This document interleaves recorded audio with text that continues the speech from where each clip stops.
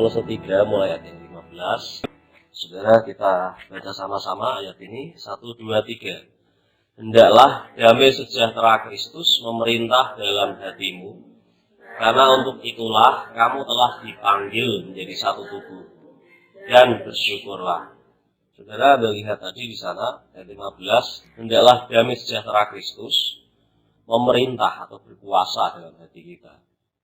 Damai sejahtera Kristus, damai sejahtera itu ya damai dan sejahtera itu sesuatu yang mendamaikan, sesuatu yang namanya sejahtera itu berkecukupan, betul ya? Nah, kiranya damai dan sejahtera, perasaan damai dan perasaan yang istilahnya bukan cuma perasaan, tapi merasa bahwa semua sudah dicukupi oleh Tuhan, itu ada dalam hidup kita, memerintah kita. Artinya itu menjadi bagian utama di hati kita, di hidup kita, setiap hari. Itu yang Tuhan mau. Dan akhirnya Tuhan bilang, dan bersyukurlah. Kita lihat di sana, dan untuk itulah kamu dipanggil. Saudara, saya harap Anda mendengarkan firman Tuhan. Jadi, kita ini menjadi orang Kristen. Anda dipanggil itu bukan untuk menjadi orang kaya. Anda dipanggil bukan untuk supaya duitmu cukup. Tapi Anda juga tidak dipanggil untuk kamu miskin dan kekurangan terus. Loh, iya maksudnya. Gini loh saudara. Hidup kekristenan itu bukan soal uang. Anda hidup di dunia bukan untuk cari uang. Apakah ada kata amin? Sekali lagi ya. Saya menyampaikan apa yang isi dari firman Tuhan. Anda hidup bukan untuk cari uang. Yang utama adalah damai sejahtera itu. Hari ini penyesatan terbesar dari semua umat manusia menurutku. Itu karena kita ini pikirannya itu. Setiap hari Anda pikirkan supaya aku dapat uang. Gimana caranya aku bisa makan. Betul apa tidak? Saudara, saya mau berkata ya, demi firman Tuhan saya bilang, itu kekeliruan besar. Tuhan tidak pernah menciptakan Anda manusia untuk menjadi budak pekerjaan, untuk menjadi budak uang. Kalaupun Anda bekerja atau istilahnya Anda mencari uang, bukan di situ hati dan pikiranmu. Yang utama ketika Anda punya hubungan dengan Kristus adalah semestinya ada begitu melimpah damai sejahtera dari Tuhan yang jadi bagian kita. Tapi kita lihat kan terus terang saja, Kristen nggak Kristen kebanyakan damai sejahteranya sama aja, nggak ada, betul nggak? Nah ini kan keliru saudara, karena Tuhan itu waktu beliau mati di kayu salib nebus dosa kita. Kelebihan kita dari orang lain adalah kita dengan Tuhan itu hubungannya udah langsung nyambung, gitu loh. Orang lain nggak bisa nyambung. Nah Anda bayangkan, Anda sama Tuhan hubungannya nggak ada penghalang lagi. Nah otomatis kan bagaimana damai sejahtera Allah itu mestinya jadi bagian kita, betul nggak? Mestinya hari-hari kita tiap hari itu adalah hari-hari yang sangat luar biasa dan menyenangkan. Nggak peduli kamu rugi atau nggak punya duit, betul apa tidak? Tapi coba kita lihat, kenapa kita ini nggak gitu? Manusia sudah begitu disesatkan oleh iblis. Mereka berpikir yang penting adalah bagaimana saya diberkati, bagaimana keluargaku bisa ada uang dan sebagainya. Dan semua fokusnya mengejar pada uang dan pekerjaan. Dan saya mau bilang, demi firman Tuhan saudara, itu hal yang sangat keliru. Kalau Anda tidak merasakan damai sejahtera, itulah yang harus Anda cari. Dan manusia begitu banyak waktunya habis untuk cari duit. Dan mereka tidak pernah sungguh-sungguh mencari damai sejahtera Kristus itu. Akhirnya apa? Ya hidupnya khawatir terus. Hidupnya kurang terus. Iblis paling senang curi damai sejahteramu. Contoh misalkan, ada masalah sama orang lain, entah keluarga, saudara, atau siapapun, atau tetangga. Mungkin Anda sakit hati atau apa. Ya kan? Mungkin dia yang salah menurut Anda. Orang kan punya versi masing-masing kan. Nah ketika Anda buat itu menjadi masalah menurutmu, damai sejahteramu hilang, betul atau tidak? Kalau Anda tidak bisa cepat mengampuni, maka tertutup itu damai sejahteranya, tidak ada. Nah, ketika damai sejahteramu nggak ada, Anda mana bisa menikmati Tuhan? Anda mana bisa untuk menyembah Tuhan? Betul apa tidak? Anda mana bisa bekerja dengan pikiran yang jernih? Betul kan? Nah, orang terlalu mudah untuk direbut damai sejahteranya. Entah karena Anda marah, entah karena Anda merasa disakiti, entah karena kamu sedang rugi atau ditipu orang. Nah, saya mau berkata, memangnya kalau ditipu kenapa? Apakah kamu akan mati? Apakah kamu akan ke neraka karena ditipu? Untung kamu yang ditipu, bukan kamu yang nipu.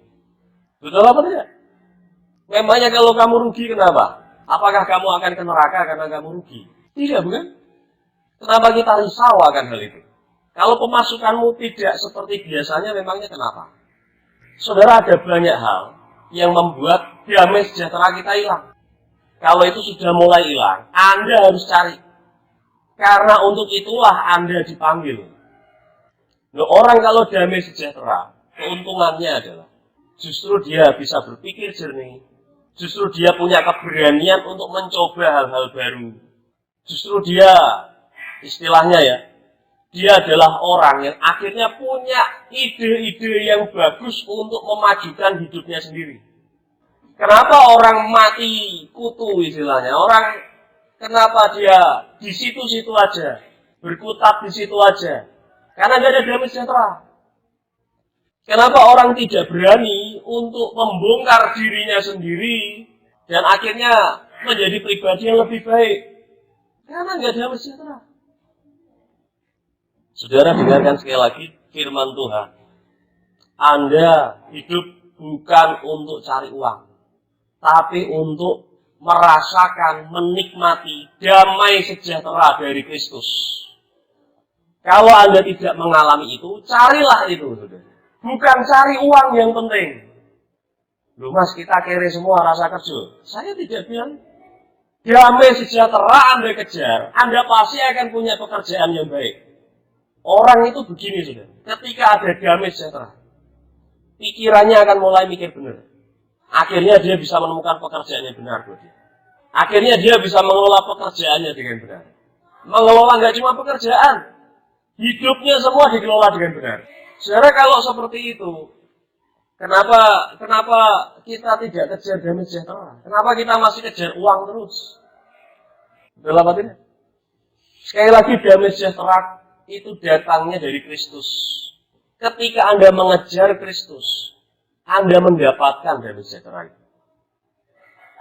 Betul, saudara? Kita lihat ayat yang Kolose 3 ayat yang pertama. Saudara, saya mau tunjukkan bagaimana caranya. Kolose 3. Karena itu kalau kamu dibangkitkan bersama dengan Kristus, siapa yang percaya Anda sudah melalui baptisan, Anda pun dibangkitkan bersama dengan Kristus, tidak lagi hidup di dalam dosa. Yang percaya katakan. Oke ya, Anda waktu dibaptis, itu adalah tanda pertobatan. Anda yang dulu orang berdosa, dihapus dosanya. Anda tidak lagi hidup dalam dosa. Anda dibangkitkan menjadi orang-orang yang kudus, orang-orang yang hidup dalam kebenaran. Nah, ini buat kita. Saya ulangi, kalau kamu dibangkitkan bersama dengan Kristus, carilah apa? Perkara yang di dunia atau di atas. Dengarkan, carilah perkara yang di atas. Yang dicari apa? Perkara yang di atas. Bukan uang, betul apa tidak? Saudara, Anda yang pernah baca Alkitab full ya, coba carikan saya satu ayat saja yang ngomong, carilah duit. Betul apa enggak? Uang buat Anda penting? Penting ya, buat manusia ya. Tapi buat Tuhan? Enggak penting. Lu kan kita akan penting kudu duit. Saudara, sekali lagi ya, hidup ini pilihan kok. Kita ini mau hidup menurut cara berpikir kita sendiri, atau mau hidup cara berpikirnya Tuhan. Kalau kita mau hidup cara berpikir kita, ya silakan lakukan semua yang Anda pandang baik. Cuma kan kita ini hidup mau apa sih sebenarnya gitu loh. Anda ini hidup mau melakukan kehendak Tuhan, atau sak karep-karepe kita sendiri gitu. Kalau memang mau melakukan kehendak Tuhan, ya wis sisan gitu. Betul kan? Ya sisan apa yang dibilang Tuhan, wis kerjakan aja. Nanti hasilnya seperti apa, ya lihat aja. Nah manusia, ya, kondisi dunia ini semuanya sudah mulai dijejali dengan kejar uang, kesuksesan. Yang jahat-jahat itu tuh ngejarnya kekuasaan kan gitu kan. Kita termasuk yang enggak begitu-begitu, tapi tetap aja kena pola pikir dunia yaitu harus sukses, harus uangnya banyak. Saudara, Anda dipanggil bukan untuk ngejar uang.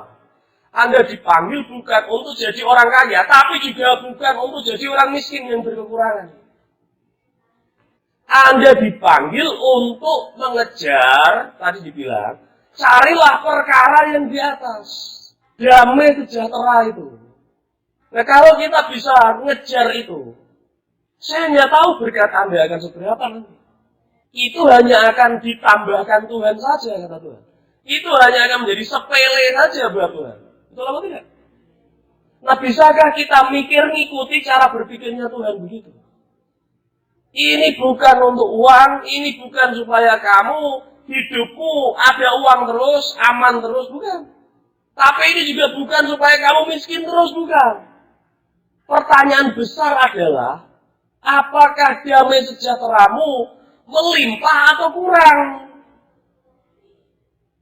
Apakah damai sejahteramu hari ini dan setiap hari selama ini sudah melimpah sehingga kamu bisa mudah bersyukur, bersukacita, atau kurang terus sehingga kamu bingung, khawatir, males-malesan, nggak ada kerjaan, ngelongso dan sebagainya. Kalau ternyata belum melimpah damai sejahteranya, itu yang harus kamu kejar. Bisa mengerti maksud saya? Sembari Anda kerja, tetap kejar damai sejahtera itu. Kita dipanggil di dunia ini untuk damai sejahtera. Kenapa orang Kristen seolah-olah sama dengan orang-orang dunia? Karena mereka nggak ngejar damai sejahtera. Mereka habiskan waktunya, cara berpikirnya semua habis untuk kejar uang. Nah selama kita seperti itu, Anda tidak pernah bisa menikmati apa yang disediakan Allah sesungguhnya buat kita.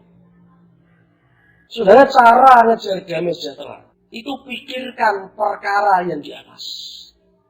Kalau pikiranmu hanya perkara yang di bawah terus di dunia ini, Anda nggak ketemu damai sejahtera. Anda datang ke gereja termasuk Anda mikirin perkara yang di atas. Hari Minggu tapi, jam ini tapi. Saya nggak tahu setelah ini Anda mikirin perkara apa. Betul apa tidak? Saya nggak tahu besok-besok, tiap hari di rumah, di pekerjaan. Anda mikirin perkara apa, saya nggak tahu. Gitu. Betul kan? Ini udah lumayan nih, kita mikirkan perkara yang di atas. Anda mau pelayanan, itu mikirin perkara yang di atas. Tapi di saat itu, coba besok-besok, di jam lain, saya nggak tahu apa yang Anda pikirkan. Mengerti maksudnya? Hidup kekristenan itu bukan soal 1-2 jam, tapi setiap hari. Kalau damai sejahteramu hilang karena susah hati, khawatir, atau mungkin kemarahan, kecemburuan, sakit hati, saudara, saya mau kasih tahu Anda, ini bukan soal orang lain. Anda yang harus bereskan itu sendiri. Jangan pernah biarkan apapun membuat damai sejahteramu hilang. Karena kalau damai sejahteramu hilang, kamu nggak bisa kenal Tuhan. Anda tidak akan pernah bisa kenal Tuhan. Nah, seperti firman minggu lalu, mungkin Anda akan terus jadi anak-anak secara rohani. Betul apa tidak? Itu sebabnya Tuhan nggak bisa percayakan hal besar buat kita. Saya lanjutkan firman Tuhan ini. Kolose 3 tadi. Kalau kamu dibangkitkan bersama dengan Kristus, carilah perkara yang di atas, di mana Kristus ada. Jadi ini soal-soal yang dipikirkan Kristus, yang penting buat Kristus. Pikirkanlah perkara yang di atas, bukan yang di bumi. Perkara yang di bumi itu contoh. Ya, tadi pekerjaan, rugi, duitnya kurang, masalah hubungan sama orang lain. Itu perkara di mana? Di dunia. Anda diserii orang atau Anda serik sama orang, itu perkara dunia. Jangan habiskan pikiranmu untuk ngurusi itu. Kalau kamu salah, kamu minta maaf. Kalau kamu benar, dia masih berpikir negatif soal kamu, ya urusannya dia. Anda tidak usah merasa seolah-olah bertanggung jawab atas pikirannya dia. Betul apa tidak? Jangan habiskan pikiranmu untuk perkara di dunia. Kalau Anda disakiti orang, segeralah ampuni orang itu. Jangan biarkan itu terus ganggu hati dan pikiranmu. Ampuni dia, doakan dia, berkati dia kalau perlu. Kalau Anda disakiti, jangan mikir, aku sakiti dia harus minta maaf dulu dengan aku. Jangan habiskan waktumu untuk nunggu perkara yang begitu itu. Jangan Anda kira Tuhan akan terus nolong Anda, tiba-tiba orang itu disadarkan untuk minta maaf sama Anda. Orang penting buat Tuhan. Yang penting itu kamu ini masih bisa jaga damai sejahteramu apa tidak. Kalau Anda bisa jaga damai sejahteramu, saudara, nanti hidupmu di luar. Kalau di sini positif, di luar akan mengikuti semua jadi positif lama-lama. Di sekitar Anda reaksinya akan lama-lama positif. Itu pengaruh dari yang di dalam kita. Damai sejahtera. Anda mau keluargamu damai, Anda kan berdoa kan supaya keluargamu ada damai, betul kan? Karena di rumah mungkin, wah isinya apa tuh? Perang Vietnam di sana. Berantakan semua. Baroto judo. Umpama ini, saya nggak tahu keluarga Anda masing-masing. Anda doa untuk itu kan, supaya keluargamu jadi bahagia kan gitu kan. Saudara dengarkan.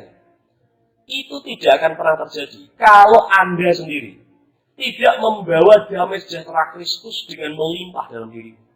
Karena nanti yang lain itu mengikuti atau ketularan dari damai sejahtera Kristus yang Anda bawa. Kalau ternyata Anda nggak punya itu, ya cari. Saudara, itu Kristen menurut saya. Sekali lagi saya tidak pernah temukan satu ayat pun berkata, carilah uang, carilah keberhasilan. Itu motivator-motivator dunia saja. Hikmat-hikmat dunia saja yang ngomong gitu. Karena mereka ikut sistem dunia bahwa kalau tidak berhasil, tidak punya uang banyak, jangan gagal. Kalau nggak punya uang banyak, nggak bisa menikmati dunia. Kan gitu kan? Saudara, berkat Anda, itu nggak usah Anda pikir. Itu adalah, tadi loh, ditambahi sama Tuhan. Yang Anda pikirkan adalah kejar damai sejahtera Tuhan. Kejar perkara yang Tuhan pikirkan, perkara yang di atas.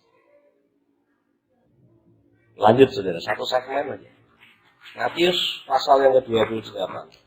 Kita lihat pesan terakhir dari Tuhan Yesus sebelum beliau berangkat ke surga. Ayat 16, saudara, Anda lihat. Demikian firman Tuhan. Dan 11 murid itu berangkat ke Galilea, ke bukit yang telah ditunjukkan Yesus kepada mereka.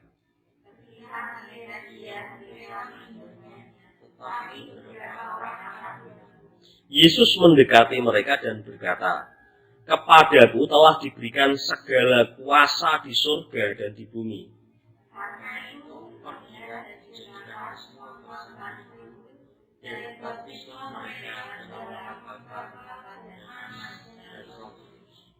Dan ajarlah mereka melakukan segala sesuatu yang telah kuperintahkan kepadamu. Dan ketahuilah, aku menyertai kamu senantiasa sampai kepada akhir zaman. Saya yakin pesan ini sudah istilahnya tuh akrab di telinga kita. Tuhan sebelum berangkat ke surga, terakhir dia pesan supaya kita ini seperti ayat 19 yang Anda baca tadi, pergilah, jadikanlah semua bangsa muridku dan baptislah mereka dalam nama Bapa dan Anak dan Roh Kudus. Betul ya? Jadi kita ini Yesus ketika mau berangkat ke surga, pesannya yang paling penting terakhir adalah dia minta orang-orang Kristen untuk pergi memberitakan Injil, ya kan? Jadikan semua bangsa muridnya Yesus. Betul ya? Itu pesannya Tuhan Yesus terakhir, ya kan? Saudara, Anda pernah nggak berpikir begini? Kalau hidupmu, ya kan, nelongso, susah, kerjaan orang beres-beres, Anda khawatir banyak hal tentang itu, menurut Anda bisa nggak nginjil, menjadikan semua bangsa murid? Bisa apa Anda? Anda bisa nggak totalitas di sana, mikirkan perkara itu, ini perkaranya Kristus yang di atas tadi, betul kan? Saudara, gini ya, simpelnya. Anda dan saya tidak akan pernah bisa mikir soal jiwa-jiwa, soal menjangkau jiwa, kalau hidupmu, pikiranmu cuma di perkara yang di dunia terus. Gak bisa, saudara. Kenapa nggak bisa? Karena pasti berat. Pikiranmu memikirkan hal yang di dunia kacau semua kan, di dunia Anda kan. Kerjaanmu kacau, keluargamu kacau, perasaanmu kacau, kabeh kacau kan gitu. Nah kalau Anda pikirkan pikiranmu dia yang kacau terus, ada pikiranmu kacau. Gimana Anda bisa nginjil? Nggak bisa. Betul nggak sih? Mengertikah Anda bahwa sekali lagi, Anda harus mengerti bahwa ternyata kita ini dipanggil bukan untuk ngurusi melulu pikirannya, habiskan waktu perkara yang di bumi. Bukan itu. Kalau waktu Anda habis untuk perkara yang di bumi terus, Anda nggak bisa mengerjakan pesan Tuhan. Ya Anda nggak Kristen dong. Ya kalau aku nggak Kristen apa? Itu Anda orang dunia. Bisa mengerti maksudnya? Saudara, kita ini nggak akan pernah bisa untuk menjangkau jiwa kalau Anda tidak bisa mengerti nikmatnya kenal Yesus. Saudara, orang itu begini. Siapa yang pernah makan makanan yang enak menurut Anda? Ini enak banget gitu. Jajan yang enak atau roti yang enak Anda pernah makan? Nah, gini, contoh, saya pernah makan roti ya kan, harganya murah sekali, enak. Satu roti cuma 2.000. Tapi tampilannya sudah seperti roti Wonder yang 5.000. Enak sekali. Nah, saya ceritakan tuh kemana-mana. Anda belum saya ceritani ya, belum ada kesempatan. 1-2 sudah saya ceritakan. Enak itu di sana. Saudara dengarkan, kalau Anda merasakan enaknya, otomatis Anda cerita dong dengan orang lain. Betul nggak?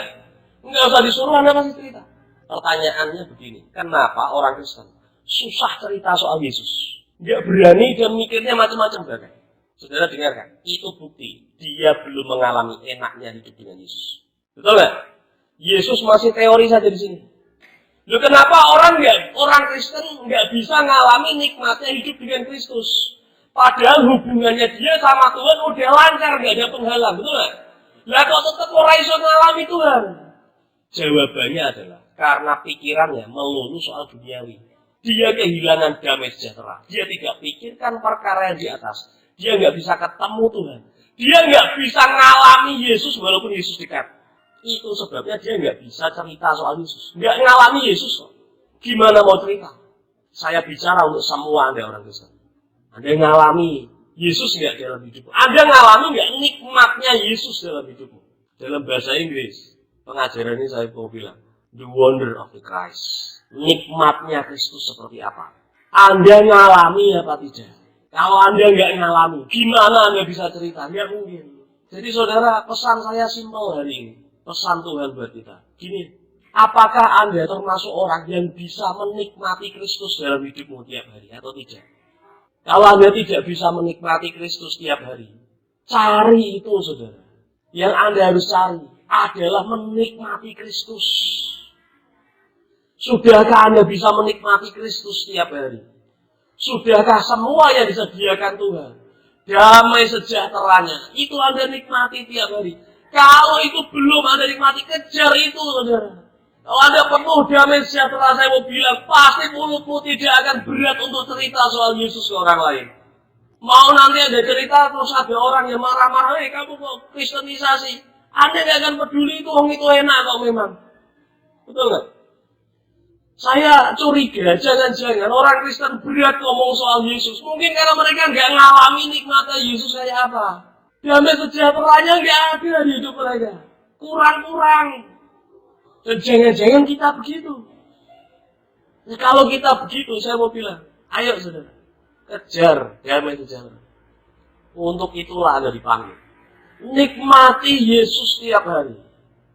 Entah saat ada masalah, entah saat badai datang, entah saat Anda rugi, ditipu orang, atau disakiti hati oleh orang. Bodoh amat dengan semua itu. Nikmati Yesus. Anda Kristenan dipanggil untuk itu. Anda dipanggil bukan untuk hancur dan ikut kacau dengan dunia. Tapi Anda dipanggil untuk menikmati Yesus. Dan Anda ceritakan hal itu pada dunia. Ayat terakhir, saudara, mari kita lihat bagian ayat yang lain, saudara. Filipi pasal yang keempat, ayat yang ketujuh. Mari kita baca sama-sama ayat ini dengan suara yang cukup keras. Kita baca bersama-sama dengan suara yang cukup keras sampai batin kita, hati kita mengerti. 1, 2, 3. Damai sejahtera Allah yang melampaui segala akal akan memelihara hati dan pikiranmu dalam Kristus Yesus. Bisa mengerti sampai sini? Kalau ada damai sejahtera, pikiran dan hatimu akan dipelihara oleh damai sejahtera itu. Betul? Lanjut. Yuk, perhatikan saudara ayat ke-8. Sama-sama kita baca dengan keras. 1, 2, 3. Jadi akhirnya saudara-saudara, semua yang benar, semua yang mulia, semua yang adil, semua yang suci, semua yang manis, semua yang sedap didengar, semua yang disebut kebajikan dan patut dipuji, apa? Pikirkanlah semuanya itu. Yang suruh dipikirkan apa, saudara? Itu tadi. Ada uang nggak di situ? Nggak ada. Kalau setelah ini Anda masih khawatir soal duit, kebangetan saudara. Bertobatlah hari ini juga. Tolong hancurkan atau cungkili semua kekhawatiranmu soal uang. Tuhan suruh mikirin ini loh.